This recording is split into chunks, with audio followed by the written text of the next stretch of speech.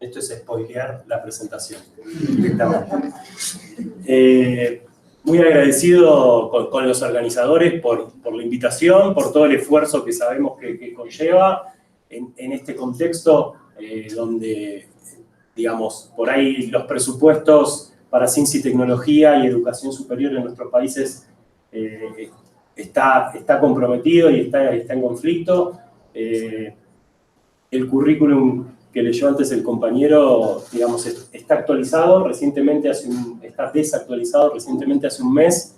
Dejó de existir, no es culpa de él, dejó de existir, es yo que cuando lo pasé hace un mes, ya dejó de existir el Ministerio de Ciencia y Tecnología en Argentina, pasó a ser una secretaría dependiente del Ministerio de Educación, dejaron de existir otros ministerios como el de Trabajo, como el de Salud, como el de Cultura, que pasaron a una categoría de secretaría, lo que implica el poder, la llegada, el presupuesto, esto implica, lo tienen que pelear entre más actores, ¿no? Concretamente.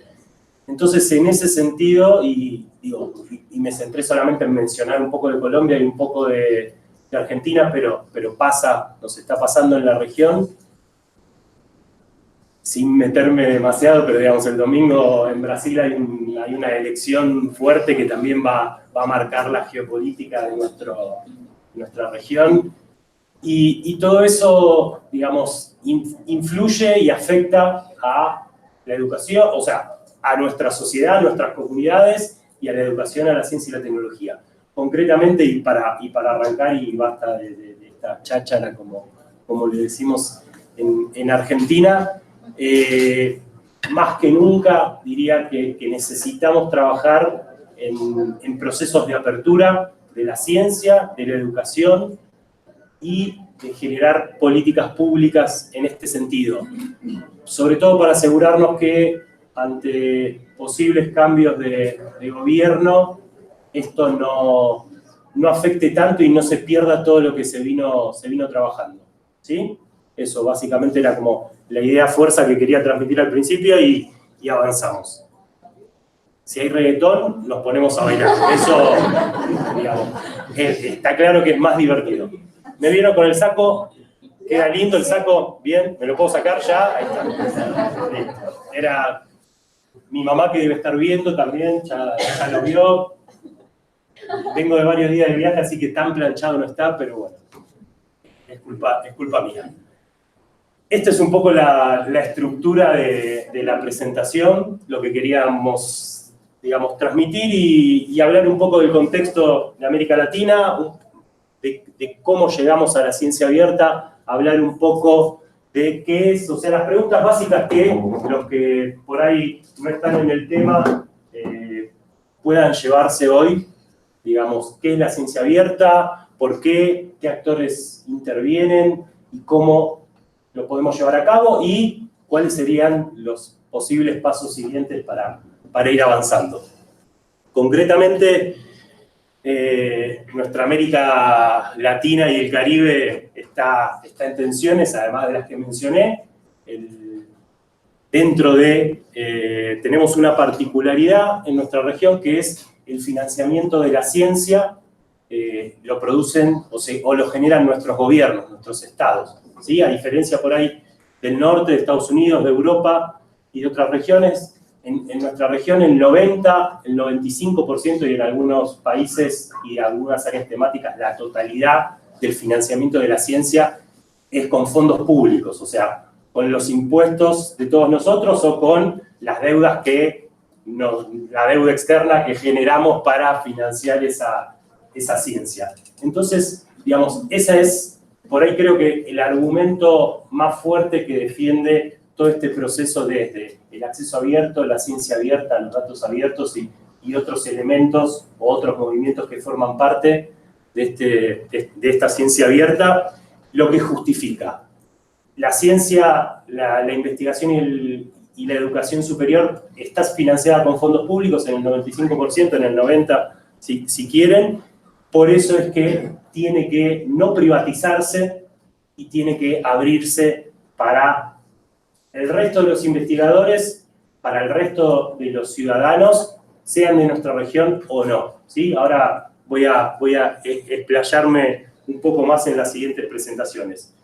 Concretamente, lo mencionaron antes en la síntesis, actualmente desde los 80, podríamos decir, la comunicación científica está siendo privatizada, digamos, se genera con fondos públicos, y al momento de publicar en una revista con un factor de impacto alto, que es lo que nos piden nuestros centros, nuestras agencias nacionales de investigación, como Colciencia aquí en Argentina, como CONICET, como Colciencia en Colombia, como CONICET en Argentina, como CONACYT, como con, bueno, todos los COL o los CON, que son las agencias de nuestro país, todavía se siguen regiendo y siguen midiendo la ciencia por el factor de impacto, ¿sí? Hay muchos estudios que demuestran y comprueban que tiene un sesgo muy particular, es lo que produce WOS, la Web of Science,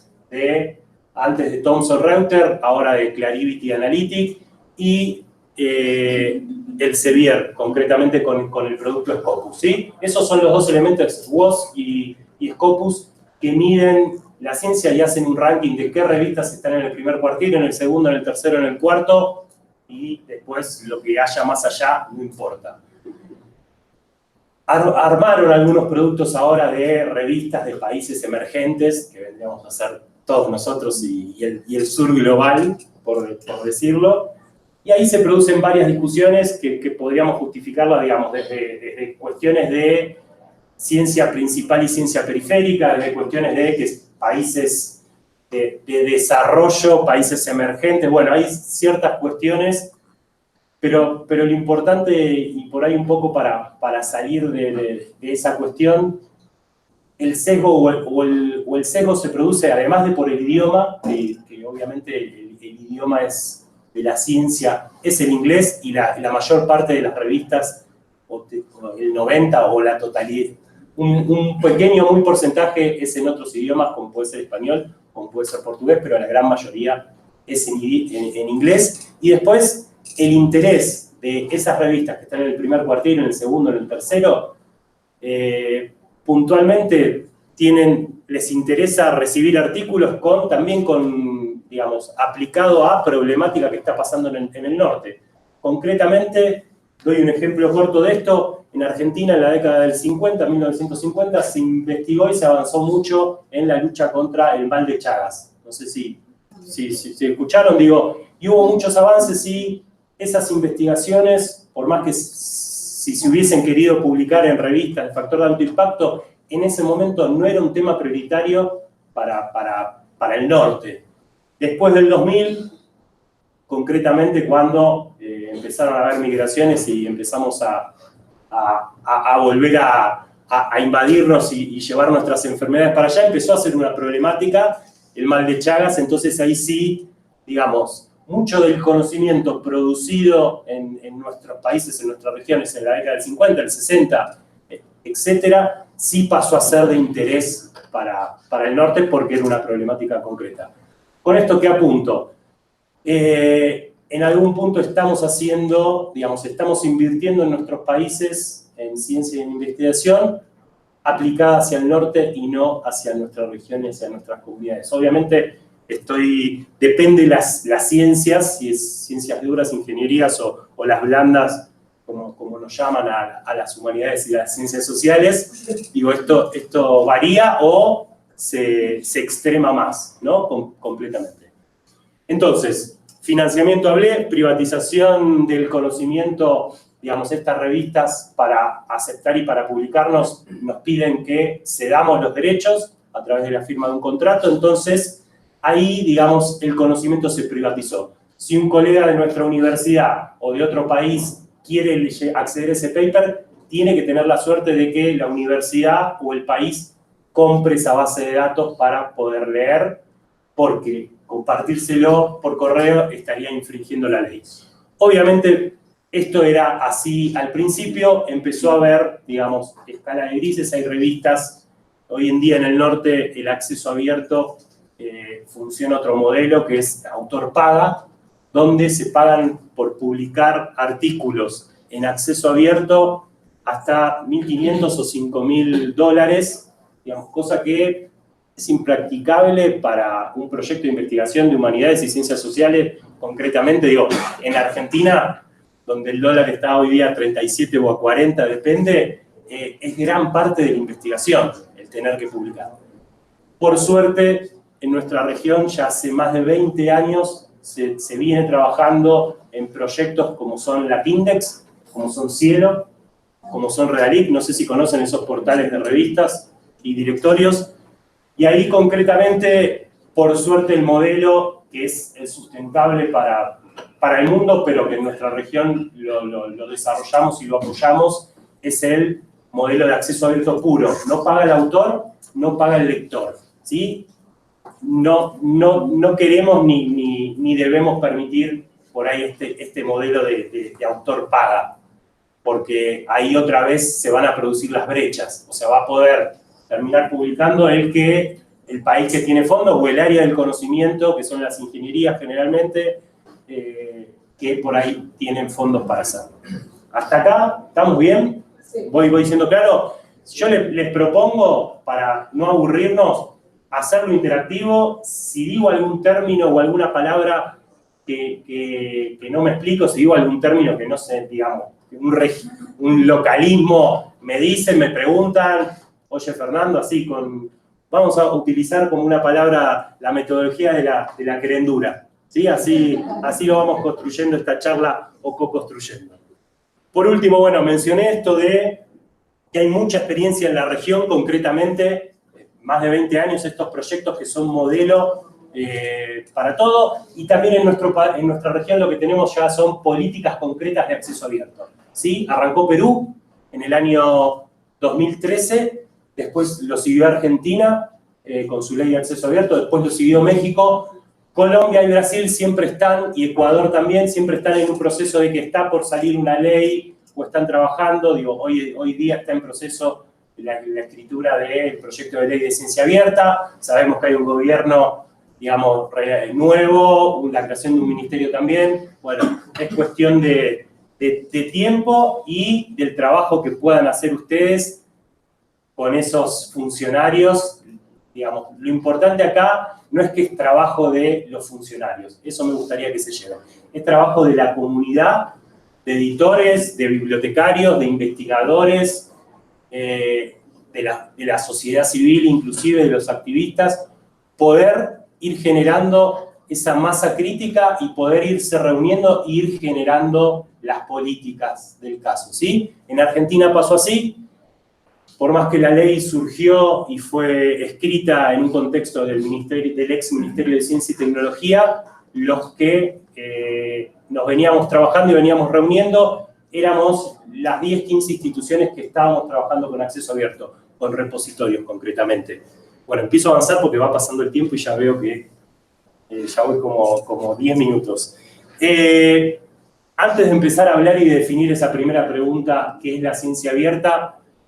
Por ahí esta definición de la UCAFN definiendo el conocimiento, ¿no? El conocimiento abierto, como es abierto si cualquiera es libre para acceder a él, para usarlo, para modificarlo, para compartirlo, estando sujeto a medidas que preserven su autoría y su apertura. ¿Sí? Vamos, esta definición. Acá por ahí lo importante es diferenciar,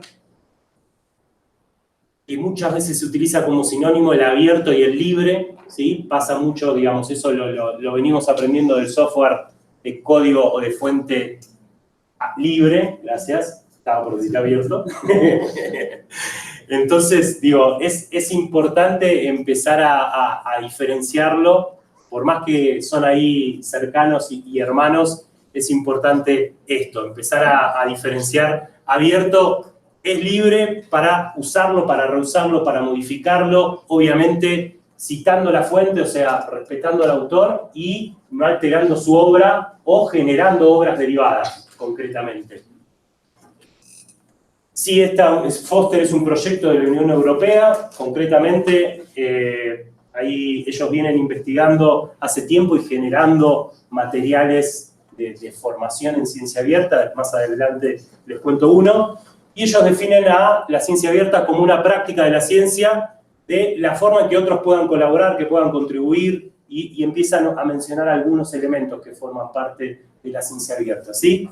El abrir, el compartir los datos de investigación, el abrir y escribir de manera colaborativa también las notas de laboratorio, con otros procesos de investigación que intentamos abrir. Estos son 15 minutos, no es una llamada, es para tener ahí la referencia. Bajo términos, o sea, lo importante de todo este proceso es que sea bajo términos que permiten el uso, que permiten el reuso, que permiten la redistribución, que permitan la reproducción de esa investigación, de sus datos y de sus métodos.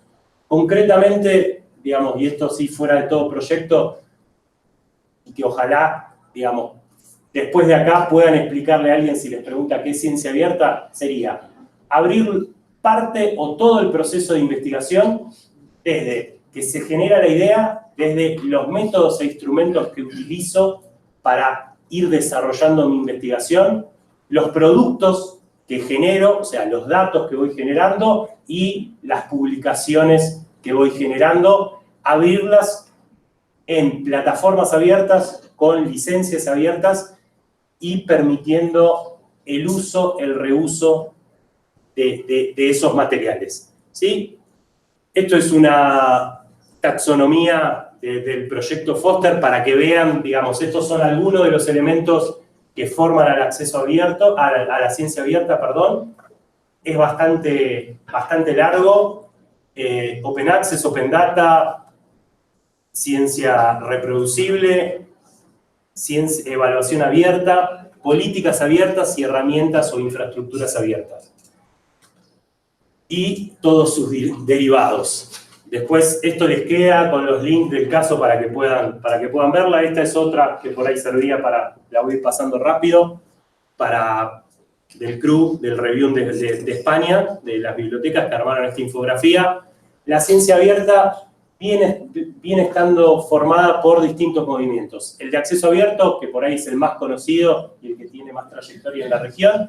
El de datos abiertos, ahora lo empiezo a definir. ¿Sí? Datos abiertos tiene dos componentes. Tiene un componente que tiene más trayectoria en el mundo y en nuestra región, que son los datos abiertos de gobierno. ¿Sí? Hay muchas leyes de gobierno abierto, muchas cartas compromiso de nuestros países hacia apertura de los gobiernos y en el cual se comprometen a responder a pedidos de acceso a la información. Si uno quiere saber cuánto se gastó en el financiamiento de tal autopista, tal puente, o cuál es el presupuesto de tal universidad, lo puede hacer y, digamos, el gobierno, si tiene una ley y tiene el compromiso de acceso público a la información, tiene que responder en un tiempo generalmente de 30 días. ¿Sí?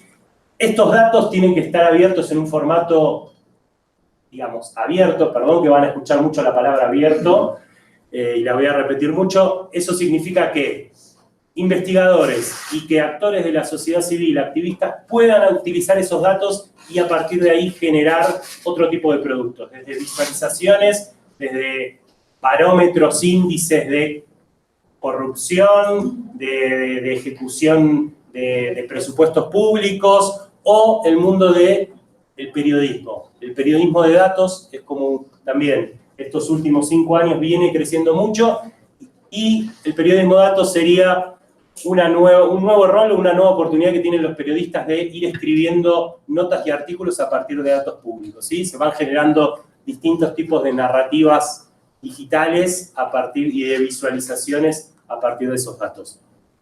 ¿Vamos? ¿Estamos bien hasta acá? ¿Sí? Sí. Bien. Voy a intentar seguir profundizando y no complejizando. Dentro de los datos, hablé de los datos de gobierno, están los datos de investigación, ¿sí? Que es los datos que producimos durante nuestra investigación.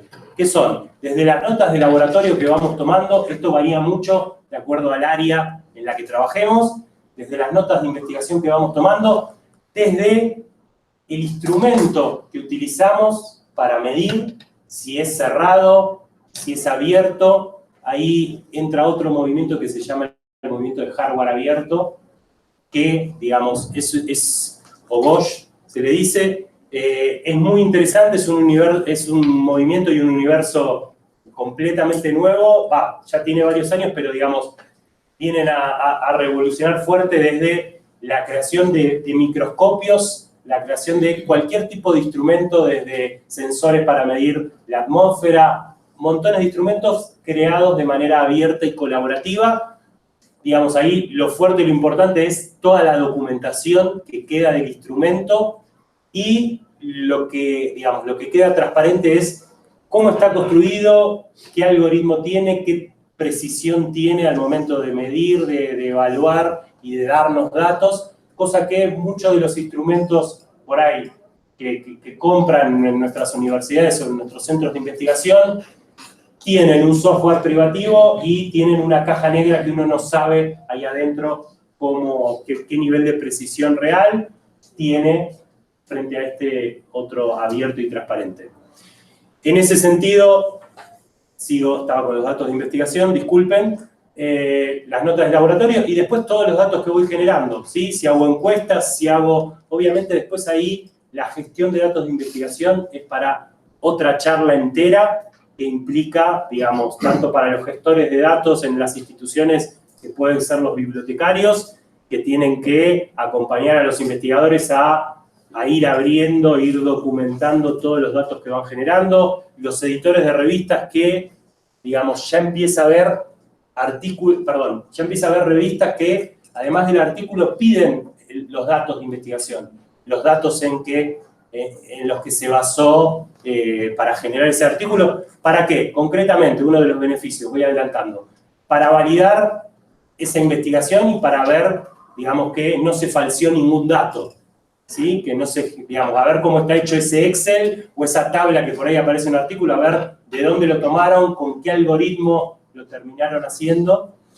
Y después, en ese sentido, digamos, dije validación, dije evitar la falsificación, y también tiene otro beneficio muy importante, el de compartir los datos de investigación, es maximizar los beneficios, o sea, de no tener que investigar, digamos, por ejemplo, el censo. Sé que el censo acá en Colombia viene tardando bastante, ¿no? Entonces, si cada año, por ejemplo, voy a extremar el ejemplo, si cada año hay que hacer un censo, todo eso lleva mucho tiempo, mucho costo. Si el censo lo abren y comparten los datos automáticamente, y muchas de las investigaciones empiezan a utilizar esos datos de censo para ver, digamos, contrastar y sumar a su investigación datos demográficos, sociales, nivel educativo, etcétera, etcétera. Bueno, imagínenselo en una investigación que investiga una comunidad o una problemática, que comparte esos datos y que el investigador que viene detrás pueda reutilizar esos datos y no tenga que hacer otra vez el estudio de caso, el relevamiento, la encuesta de cero, ¿sí? Completamente. Eso también va a hacer que no se financien 2 o 3 veces el mismo relevamiento de los mismos datos, concretamente. Y sobre todo uno de los problemas que viene teniendo la ciencia, y que eso ayudaría también el compartir los datos y el abrir los métodos de investigación y el proceso de investigación, es la reproductibilidad de las investigaciones. ¿Sí? Vienen saliendo varios artículos este año donde está viendo, digamos, solamente el 50% de las investigaciones que se publican en los papers pueden ser reproducibles en otros países, en otros centros de investigación.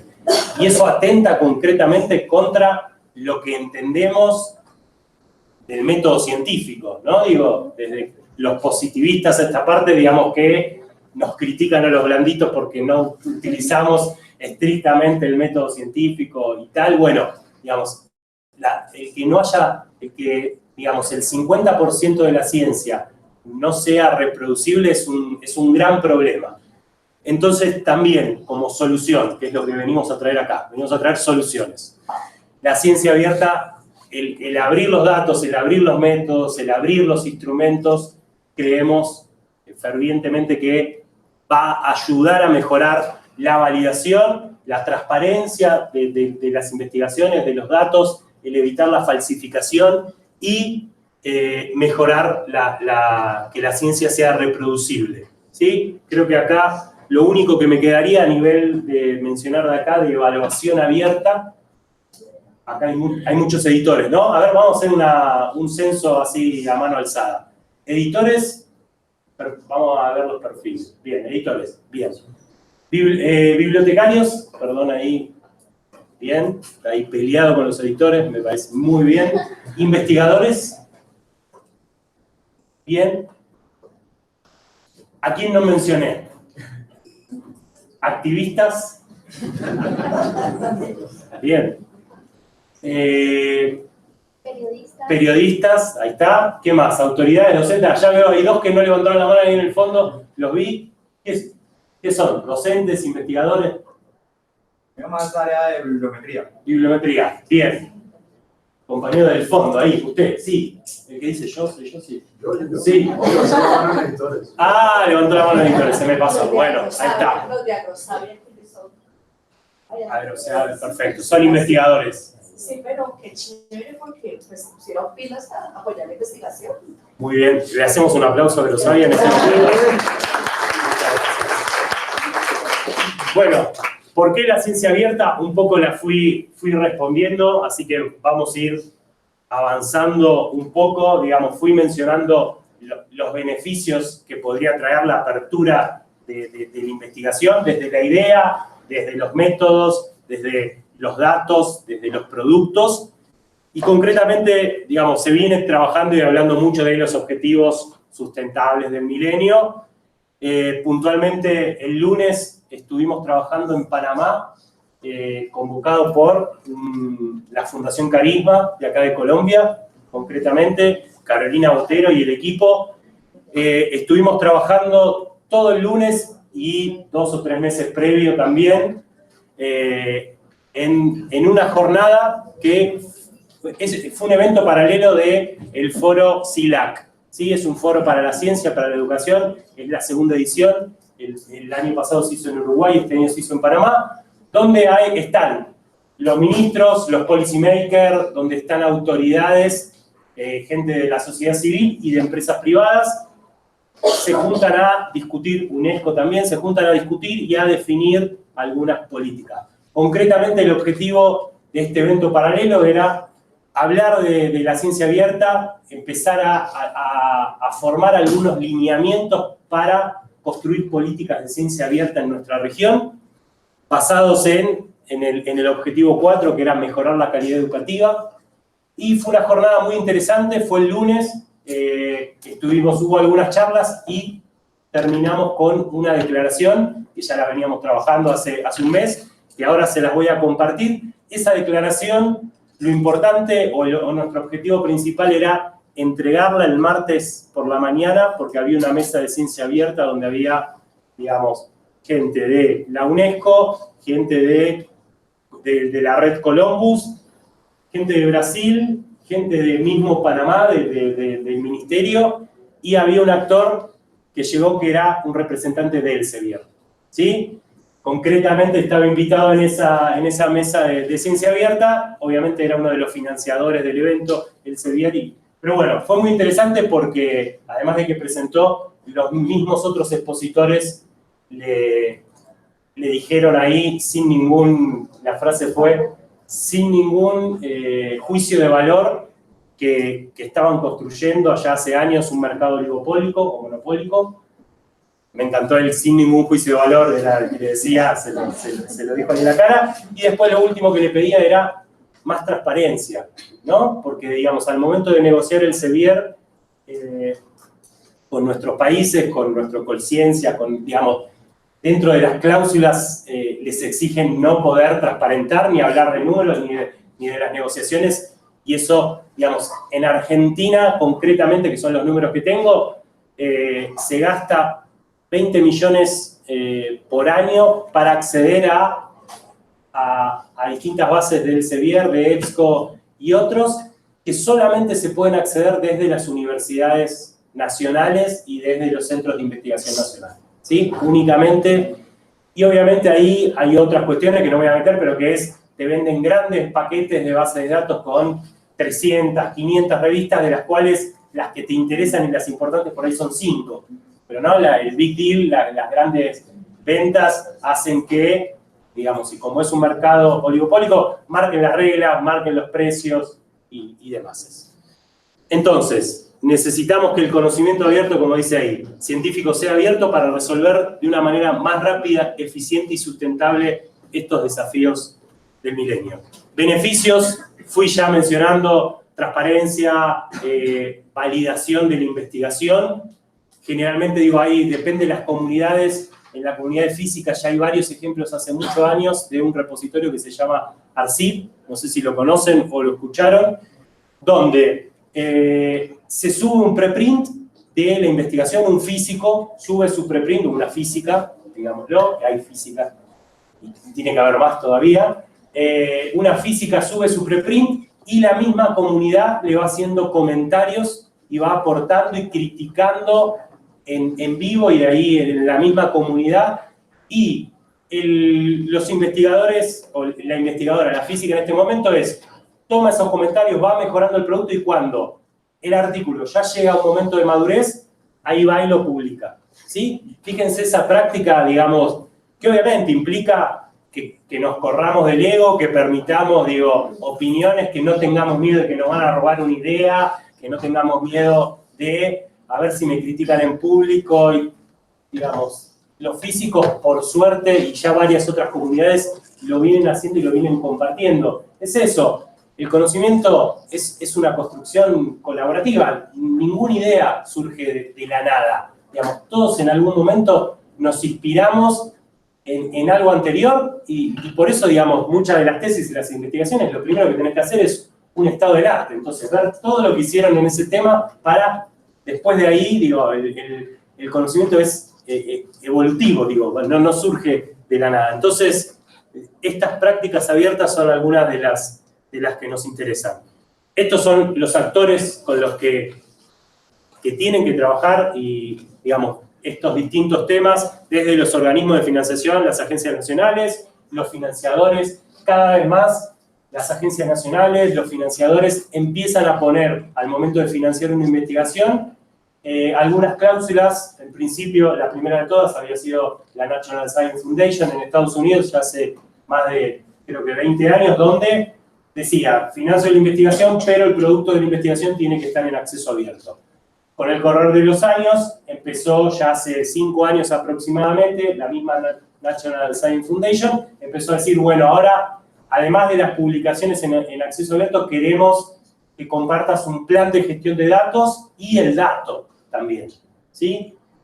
Horizon 2020, la Unión Europea, también ya hace, creo que 5 años aproximadamente, también exige un plan de gestión de datos y que después compartas los datos. Un plan de gestión de datos, concretamente, lo intento explicar muy sencillo en el tiempo que tengo, estoy en 30 minutos, faltan 12, estoy en 33, pero faltan 12.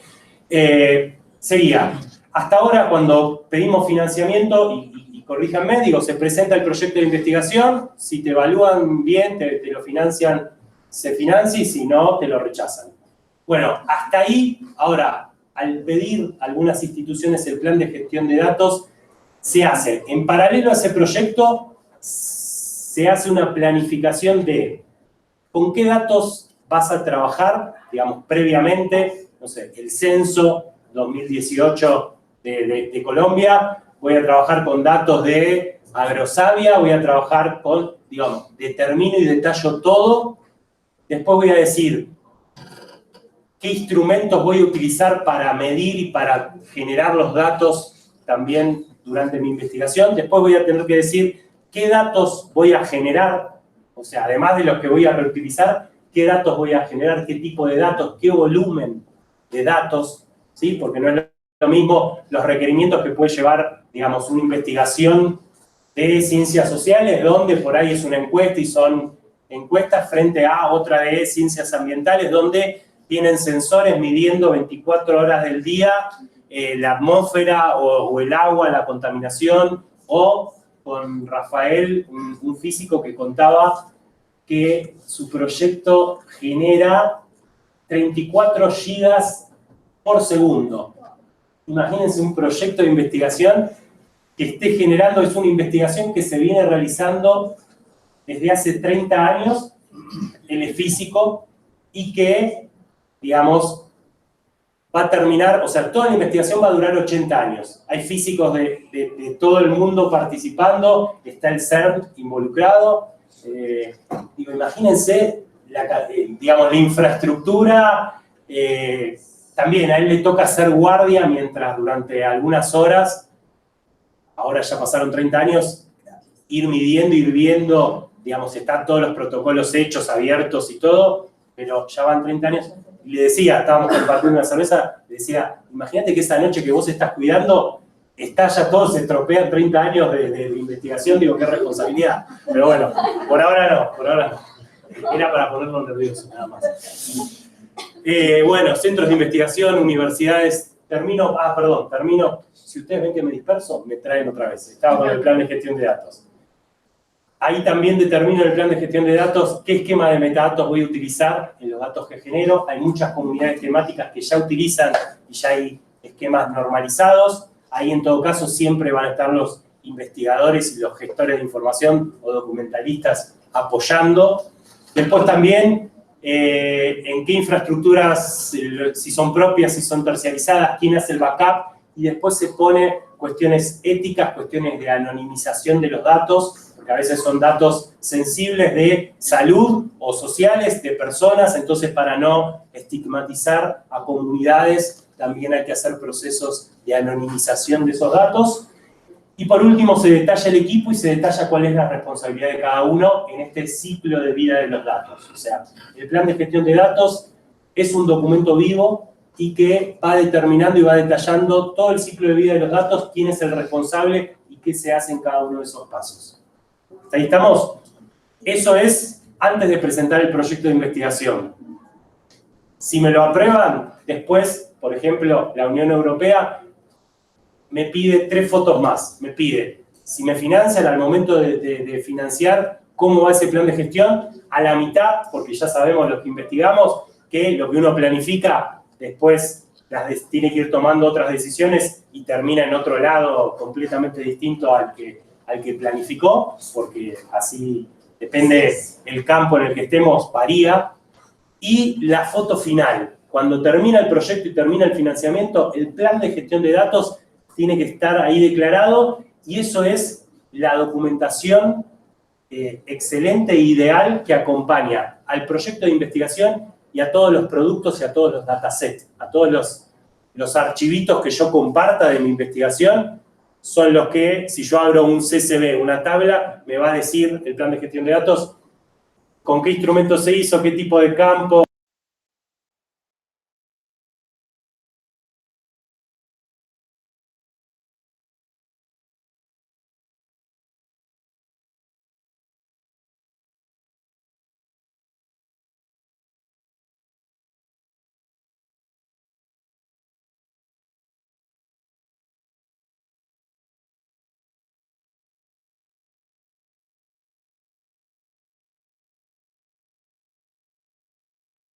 Otro concepto de ciencia ciudadana. Por ahí lo van a ver más detallado mañana, creo que con Diego Gómez, pero digamos, la ciencia ciudadana sería una de las características que puede tener la ciencia abierta, que es el actor que produce conocimiento y que intenta estudiar un problema, no es solamente el científico, digamos, hay comunidades determinadas, pueblos determinados que tienen una problemática determinada de, no sé, desde la contaminación de ríos, desde cuestiones de desertificación de la tierra, por ejemplo, o de curtiembre, bueno, montones de otros temas, y digamos, el ciudadano, el que vive en esa comunidad, también tiene un conocimiento y tiene un valor, su conocimiento muy importante, inclusive a veces más importante que el científico.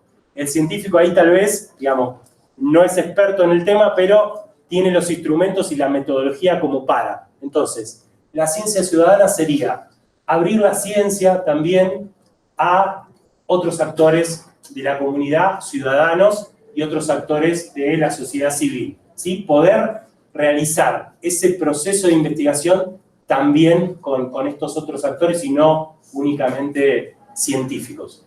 ¿Me explico? Hay muchos casos, hay muchos ejemplos. Por ejemplo, hay un proyecto internacional que está, creo que acá en Colombia, no sé si está, lo tendría que consultar, IRID se llama, que es de avistamiento de pájaros, por ejemplo, ¿sí? A través de una aplicación. Investigadores, concretamente, poder hacer un relevamiento de qué cantidad de pájaros, en qué lugares, en qué zonas, en todo el país, llevaría, imagínense si el censo, el tiempo que se tarda, digamos, y hubo una planilla automática por ahí, pero bueno, imagínense hacer un relevamiento a nivel nacional o regional de los pájaros. Entonces, lo que se hizo fue, a través de una aplicación de celular, hay muchos fanáticos de los pájaros, que los podremos llamar pajarones. Hay muchos pajarones y pajaronas, que contribuyen y tienen mucho conocimiento porque son fanáticos en avistaje de pájaros. Entonces, la aplicación lo que les permite es ir ellos registrando y diciendo, aquí está un carpintero macho, no sé, patagónico, que es el que conozco allá en Argentina, y puedo, si tengo la posibilidad de sacarle una foto, grabar un audio e incorporarlo. Entonces, eso es un insumo fundamental para los investigadores que van teniendo, digamos, toda la población de pájaros y pueden hacer estudios de cómo se mueven, estudios migratorios, o cuántos pájaros por ahí, sobreabundancia o escasez de, ¿no? Y de ciertas especies. Eso es un ejemplo concreto, hay muchos ejemplos de esto, de la vinchuca también, hay otro proyecto en Argentina de intentar mapear en todos los lugares donde hay casos de picadura de vinchuca, etc.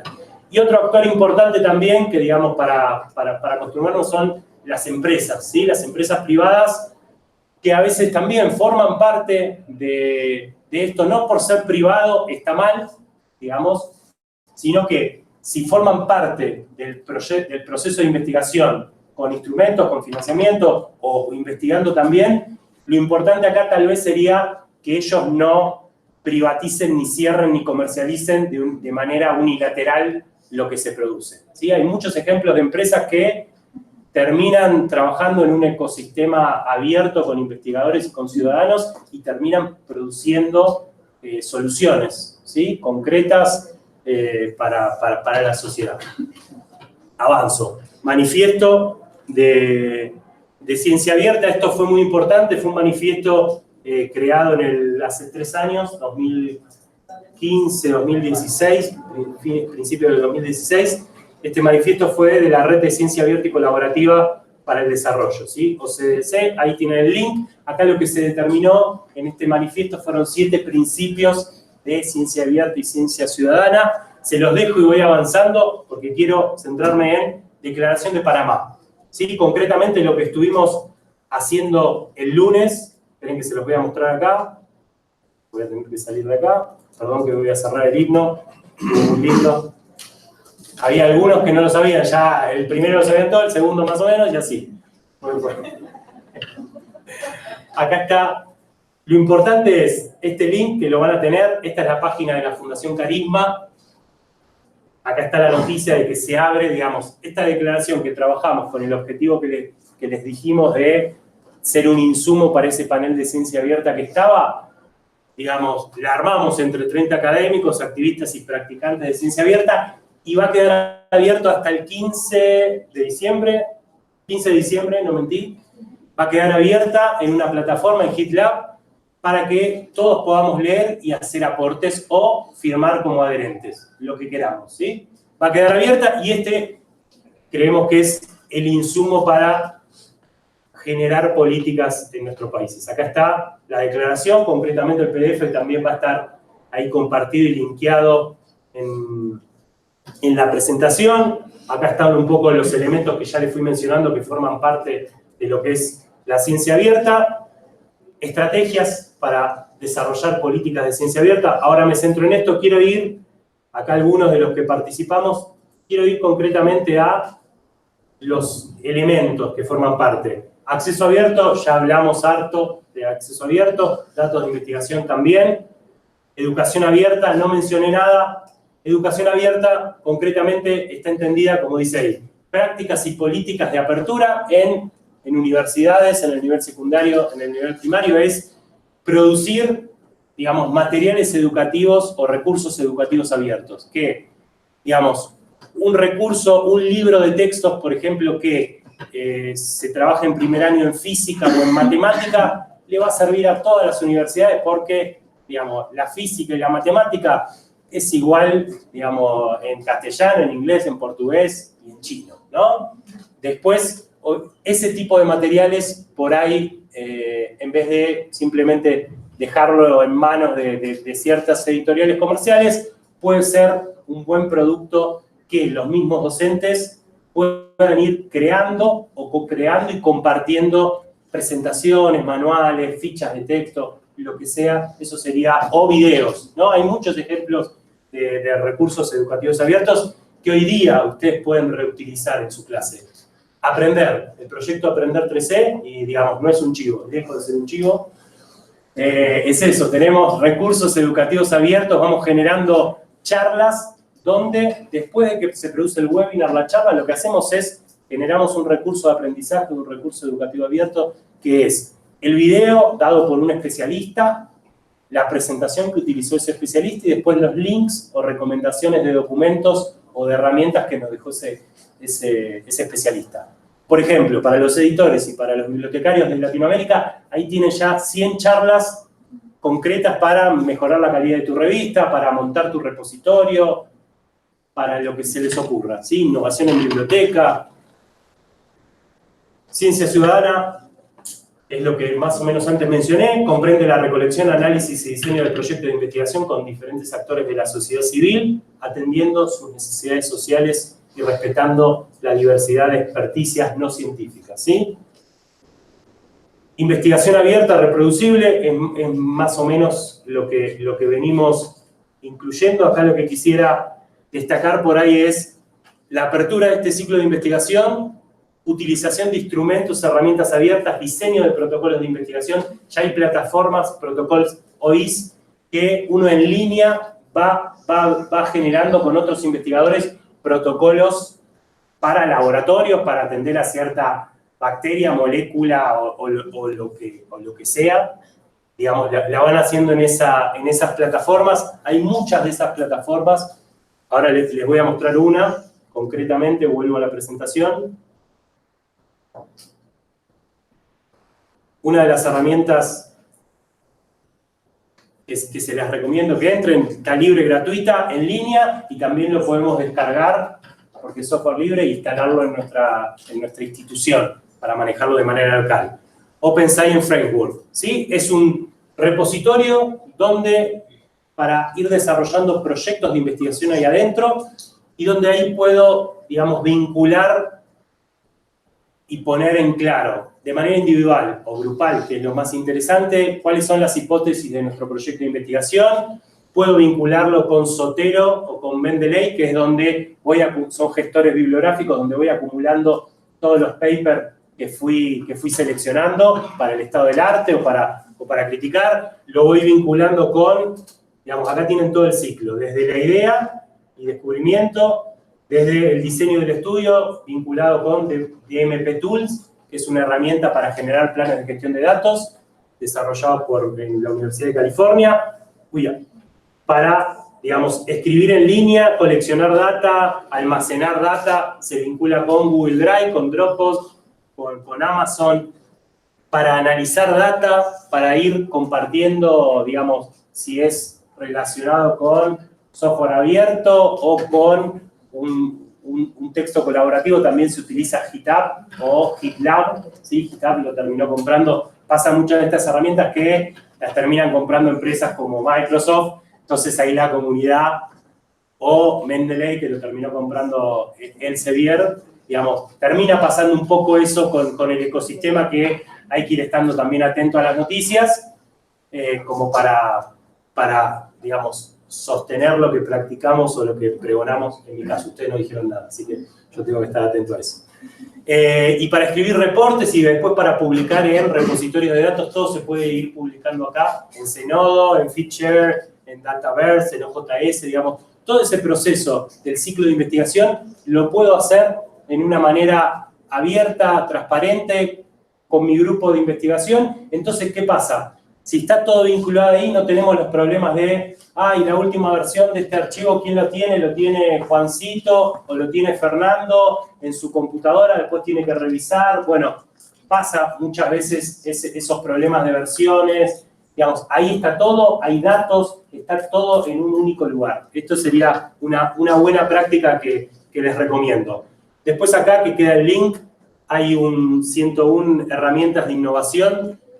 Digamos, lo mismo, tomaron todo el proceso de investigación y pusieron herramientas desde las privativas a las abiertas. Fue una investigación que se realizó desde el año 2000 al 2015, al 2016, perdón, y están ahí plasmadas todas las herramientas que utilizan muchos investigadores y se puede uno hacer en su institución, puede replicar esa investigación. Muchas gracias, ella estaba secando el agua. Bueno, voy un poco al final como para dejarlo, porque ya estamos de tiempo, nadie me dijo nada, muy generosamente, pero creo que ya estamos de tiempo bien. Para que puedan ustedes seguir formándose, hay del proyecto Foster, un manual de ciencia abierta que lanzaron estos últimos 2 meses, está escrito en línea, ahí tienen como el índice, se puede entrar, colaborar, leerlo, y se puede empezar también a trabajarlo y a traducirlo, ¿sí? Está este otro que les quería mostrar también, el Open Science MOOC, ¿sí? Es un MOOC, el MOOC es un curso educativo abierto en línea, está escrito en inglés por ahora, digamos, se trabajó y se escribió de manera colaborativa, y hay un grupo latinoamericano que estamos empezando a traducirlo y a escribirlo también. No es solamente traducción porque tenemos nuestras particularidades. Diga. Yo puedo colaborar en lo de traducción al inglés y al francés. Excelente. Muy bien. Bueno, yo no, pero estoy ahí aportando. Pero si necesitan, pues estamos acá, si puedo ser útil de ayudar en su traducción de inglés y francés. Los editores ahí, digo, para ayudar con los resúmenes, para ayudar con muchas cosas, ahí, bueno, después reparte la tarjeta, la compañera. Ahí tiene, bueno, un mail, un correíto. Ahí después tienen un poco la estructura, se me desarmó ahí el slide, de qué capítulos tiene este Open Science MOOC, ¿sí? Desde los principios abiertos que por ahí mencioné antes, de colaboración abierta, ciencia y datos reproducibles, herramientas, acceso abierto, evaluación abierta, ¿sí? Tienen varios elementos, los que se le animen al inglés, sino también el traductor de Google es una gran herramienta para ir leyendo. Lo importante acá es ir produciendo este aprendizaje basado en la participación y la colaboración, animarnos a decir no sé, animarnos a que tenemos que seguir aprendiendo toda la vida. Ahí tienen algunos números, está el enlace también para sumarse, hay un Slack, que es como una plataforma de comunicación en línea, que se pueden hacer grupos y todos vamos comentando y trabajando ahí. Y acá tienen algunas de las referencias y llegamos hasta acá. Si les parece, puedo seguir mucho más, pero llegamos hasta acá. Bien, no, gracias. Vamos a abrir una pequeña parte de preguntas, no sé quién hace la mano y lleva un micrófono corriendo. Buenos días, mi nombre es Marta Volante, soy egresada de la Pedagógica, áreas mayores y de francés, y soy investigadora de nacimiento. Tengo una cantidad de investigaciones y todo, pero no me he puesto a esquematizarlas de eso. Está el conocimiento, no es empírico, sino que se está haciendo, pero pues no me he preocupado ni me he conectado con nadie para hacerlo. En cuanto a lo de la traducción, ahí es una parte que es importante, hay que tener mucho cuidado los traductores, porque el hecho de pasar un artículo en el mismo idioma, puede ser el español o el portugués o que sea, depende mucho de la región de donde yo soy, como nos decía el conferencista argentino, tales y tales palabras. No es lo mismo que traduzca a García Márquez un bajo diálogo de Colombia a otro argentino filo o lo que sea, ¿cierto?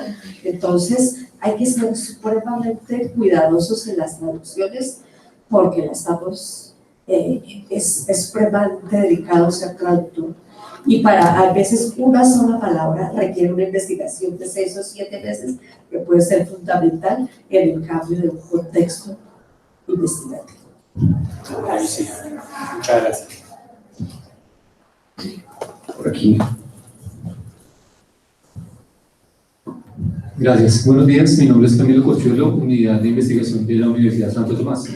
Estamos en ese camino de generar esa cultura de ciencia abierta. La preocupación que tenemos en este momento es el tema de infraestructura, repositorios para datos. No sé si nos quieras contar un poco más acerca de eso. Bien.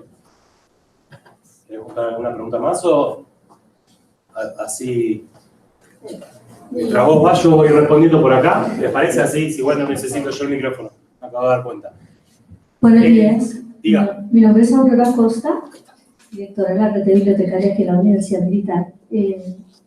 Coordinada con la pregunta, pero me gustaría que después de la respuesta a la pregunta sobre repositorios nos contaras la experiencia de repositorios en Argentina en este momento, ¿cuál es la experiencia de ustedes allá? Perfecto. Muchas gracias. Ahí voy.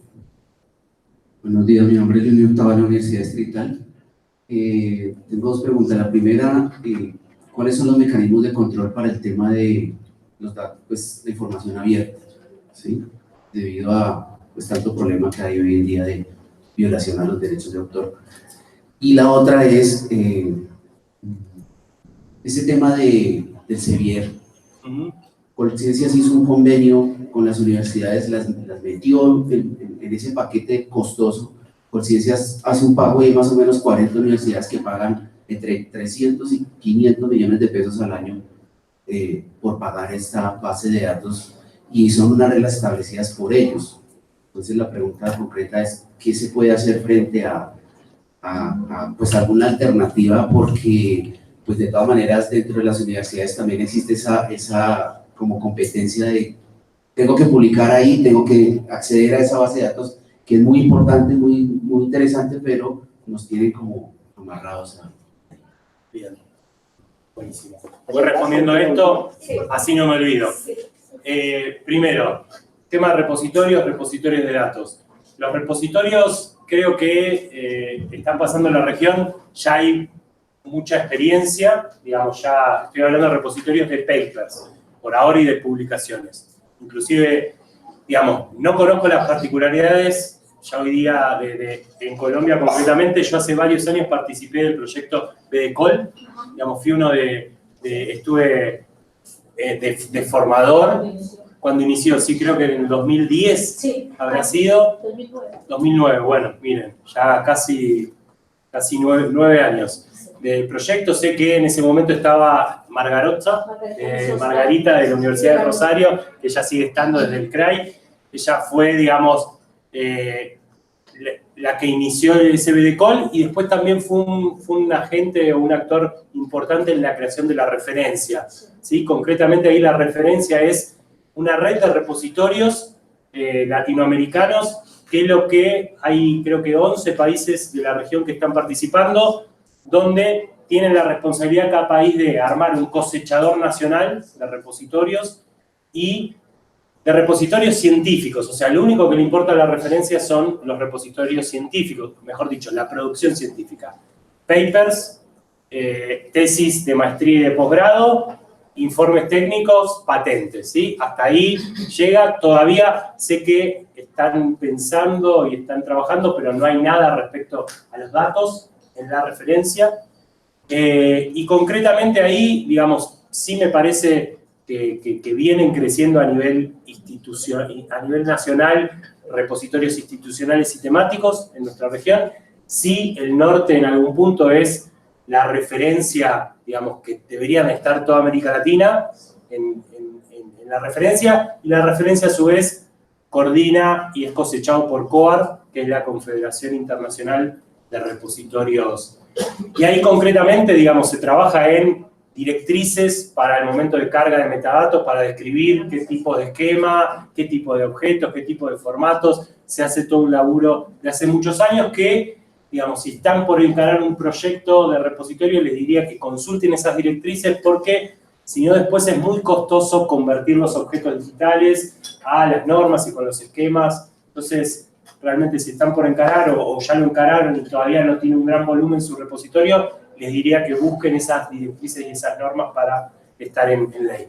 Respecto a los repositorios de datos, es otro problema completamente distinto. Los repositorios de paper, y de tesis, por más que requieren un diseño, un desarrollo, a nivel de infraestructura, no requieren tanto como los repositorios de datos. Imagínense, digo esto que dije, un repositorio, el volumen de información, porque además cada proyecto de investigación puede durar 2, puede durar 5 años, y todo eso hay que sostenerlo en el tiempo.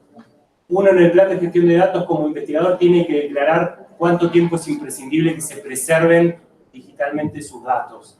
Y eso también lo tiene que tener en cuenta el repositorio, donde requiere una infraestructura de storage y en algunos casos de generar visualizaciones, porque depende del tipo de repositorio. Hay repositorios donde solamente se archivan los datos y sirve para almacenar, para exponer y para preservar. Hay otros repositorios de datos que tienen otras herramientas que permiten, no sé, visualizar, hacer una previsualización de los datos, de ciertas imágenes, y todo eso requiere otra infraestructura. A nivel institucional no lo veo posible ni sustentable, sí a nivel nacional, si hay una solución nacional o hay una solución regional, sí, porque, digamos, la inversión que pueden hacer, como es la referencia tiene un financiamiento regional basado en la red Clara, ¿sí? Que es la red avanzada, como el Internet 2, que están todas las universidades, o deberían estar todas las universidades y centros de investigación, y ahí ese lo veo el camino. Hace mucho tiempo con un amigo en común de Barcelona, con Jordi, concretamente, él tiene mucha experiencia en el tema y ya hace como 3 años le consultaba sobre esto. Tu misma pregunta, y repositorio de datos y decía, no tenemos el financiamiento ni la posibilidad de hacerlo. Por ahora, digamos, en Europa, que nosotros lo podemos hacer también. Hay soluciones como Zenodo, soluciones como Fitcher, que permiten autoarchivar datos, te asigna automáticamente un DOI, digamos que es bueno, se va a ver después, ¿no? Lo que es DOI, pues sí va a haber otra cosa. Bueno, el Digital Object Identifier, y de esa manera el repositorio de Barcelona, digamos, no tenía que encargarse del problema del dataset, ni de la descripción, ni de la preservación, sino que adjuntaba el paper y ponía el DOI al dataset en Zenodo, y ya. ¿Me explico? Pero sí, es todo un gran tema. De otras plataformas abiertas de gestión de datos o de gestión del ciclo de vida de los datos, como las que mostré, creo que sí es algo más accesible para empezar a encarar, y es una primera forma y un primer acercamiento de empezar a sacar los datos de los computadores personales o institucionales de los investigadores, ¿sí? Digamos, no es nada en contra de los investigadores, sino que tienen que empezar a estar en otras plataformas y salir de acá porque se rompe, porque te lo roban, porque lo que sea. Compañero, allá. Sí. Mi nombre es Teresilo Camargo, vengo a la Institución Universitaria de Colombia y mi pregunta es, ¿qué recomendación daría para que las empresas privadas le permitieran a uno acceder a cierta información? Hay veces que ese tipo de información que está ahí, uno ve que esconden algo, no sé, porque es información que supuestamente le dan al gobierno, en este caso específico de las hidroeléctricas, en las cuales tiene que rendir un informe al ANLA, y ese informe tiene ciertos requerimientos. Pero cuando uno va a esas instituciones le dicen que no, que esos son datos privados, pero que se remiten al ANLA, pero el ANLA, digamos, es una institución que realmente no tiene un orden, y para buscar esa información son 56.000 archivos que tú dices, eso es buscar una aguja en un pajar. Entonces, ¿qué hacen las mismas? Bien, me había olvidado de vos, ahora te respondo tu consulta. Concretamente, y ahí lo miro a Dairo, no sé cómo está el tema de acceso a la información pública en Colombia, no sé si existe la ley, y si está la posibilidad de hacer un pedido de acceso a la información. Si está eso, digamos, ahí te tendrás que, digamos, hacer un pedido formal de acceso a pedir a la información e intentar apoyarte en la sociedad civil colombiana, en algunas organizaciones que apoyan, digamos, la transparencia, poder ciudadano, que te contribuyan.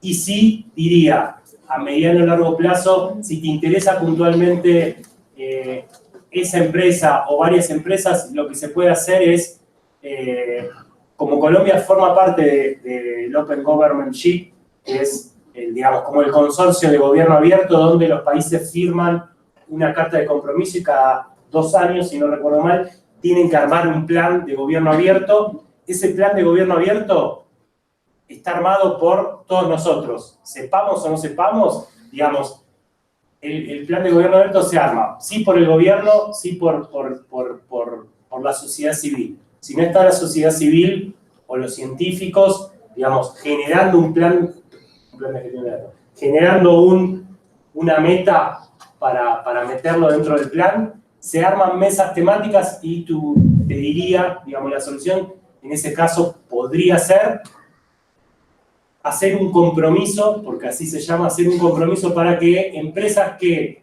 trabajen en el Estado puedan abrir ciertos datos que son generados por el Estado y por las empresas, ¿sí? Porque el Estado por ahí les pide o les terciariza esa recolección de datos. Entonces, la solución que veo es armar un compromiso en el siguiente plan de gobierno abierto, si lo de pedido de acceso a la información no funciona.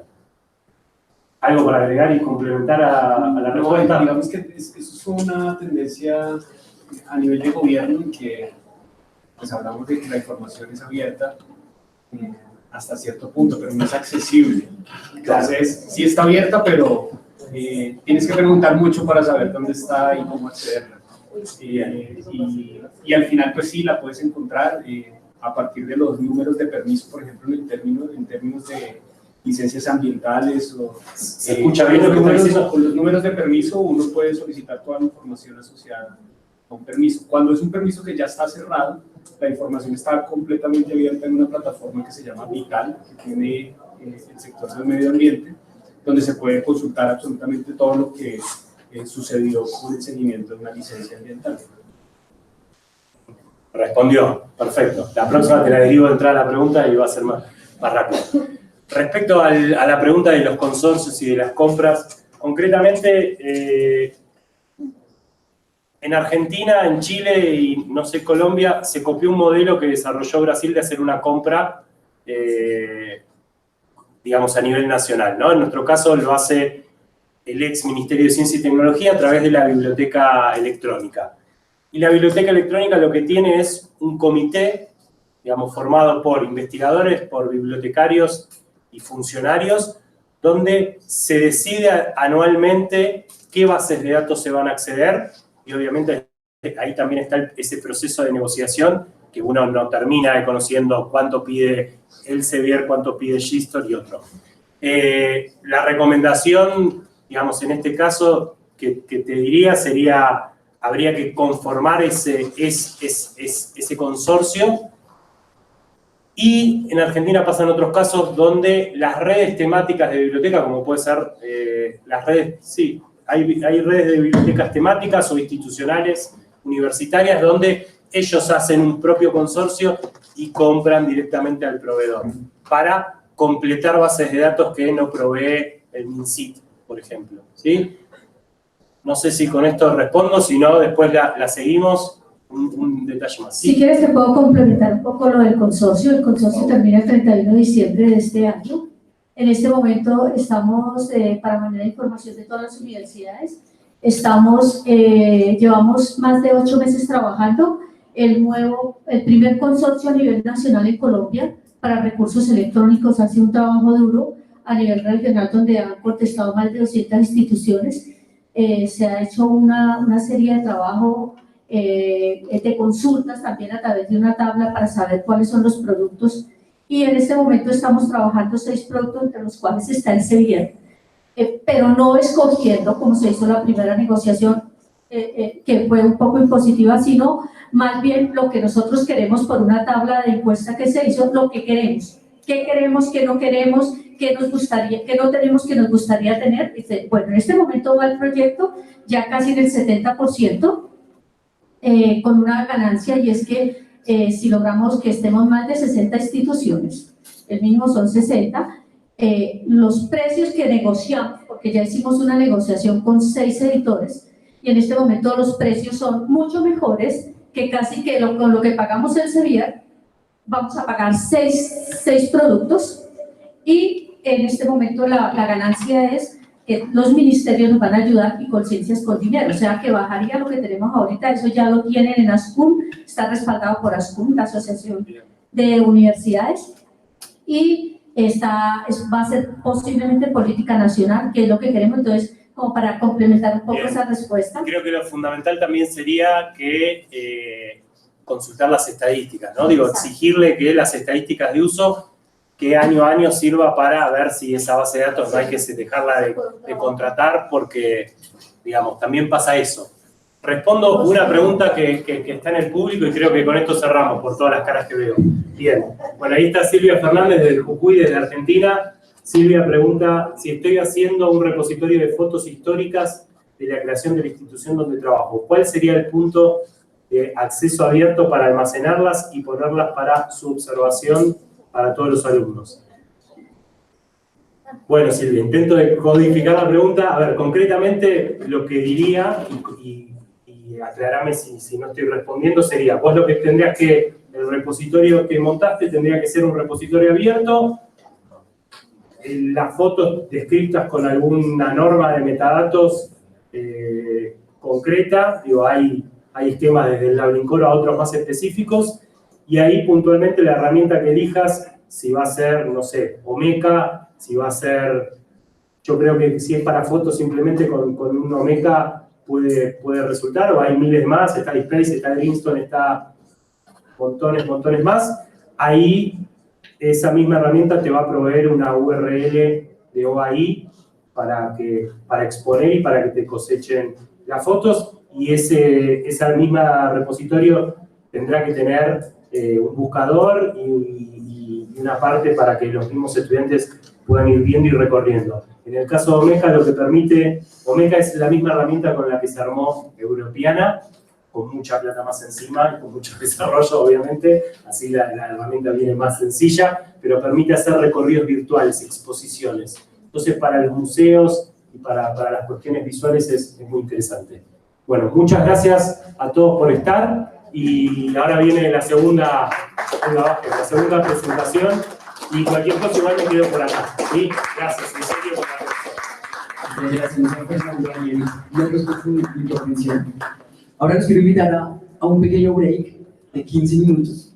Vamos a tomar un refrigerio acá, y cuando volvamos vamos a tener la conferencia, una iniciativa del país para la publicación, acceso y uso de datos abiertos sobre biodiversidad.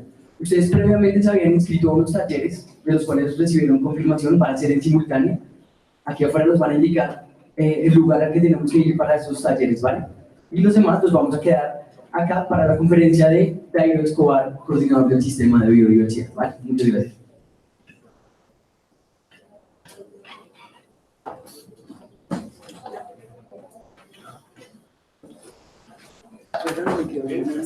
Bien, ¿no? Excelente.